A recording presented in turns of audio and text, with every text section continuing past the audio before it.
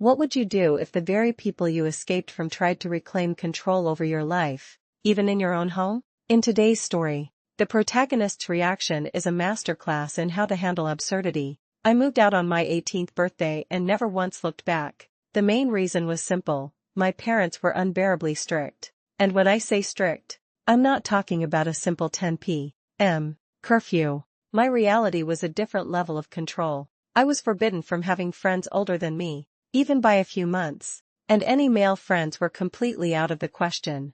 It was so extreme that if a school project required me to partner with a boy, my mom would call my teachers and demand they let me work alone. My phone was a privilege I could only use if my mom or dad was hovering over my shoulder, monitoring every tap and swipe. On weekdays, my bedtime was 9 p.m., generously extended to 9:30 p.m. On weekends, sleepovers were only permitted at my house, and my friends had to endure an interrogation to ensure they were clean, meaning no boyfriends, no tattoos, and regular church attendance. You get the picture. As you can imagine, my social circle consisted of maybe one or two friends. So, on the day I turned 18, I had no grand plan. I just packed my bags and left. My parents were furious, spending months trying to guilt and persuade me into coming home, but my mind was made up.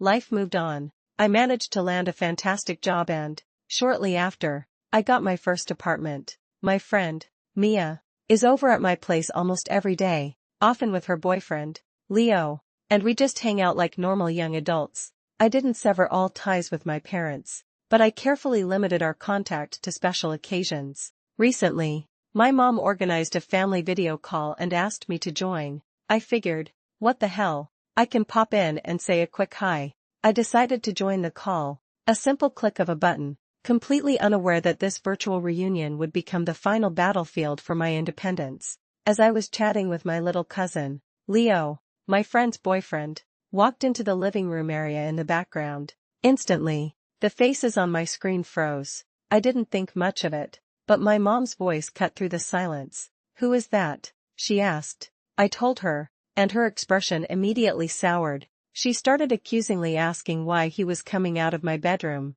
He wasn't. The hallway to the bathroom just happens to be the same direction as my bedroom. An easy mistake from her angle. But that rational explanation didn't matter. She and my dad launched into a full-blown interrogation, just like old times. Why did I have guys at my home? Why was a 21-year-old man hanging around me? A 20-year-old? It was like I was 15 again, trapped under their roof. Then came the demand. My mom, with a dead serious expression, insisted that I make him leave my home now. At this point, Mia and Leo could hear the conversation and were looking over, completely bewildered. This single, outrageous demand revealed her parents' greatest flaw: their complete inability to see her as an autonomous adult, an oversight that would irrevocably sever the fragile threads of their relationship. Faced with this utter absurdity, I didn't know what else to do. So, I laughed. A genuine, unrestrained laugh. "Are you out of your mind?" I managed to get out between chuckles.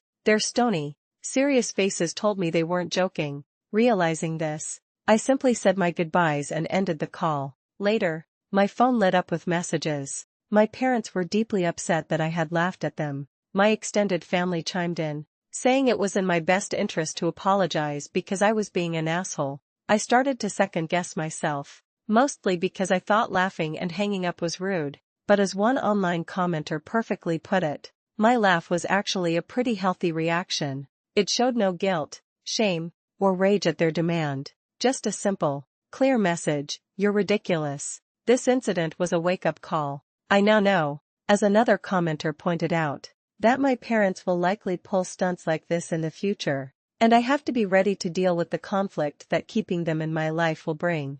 They will never change their ways, and I might have to go no contact. I admit, I have no idea how to set boundaries, but I know I need to learn. I've already blocked them from my social media, which feels like a start. The most unsettling part came later when my little cousin told me my mom has been asking around for my address. Now I'm a little scared, hoping that the few people who know it will keep it safe. This story is a powerful reminder that true freedom isn't just about moving out. It's about setting firm boundaries and refusing to let anyone, even family, impose their outdated rules on your life. When dealing with controlling family members, is laughter the best response, or is a more direct confrontation necessary? Let us know what you think in the comments.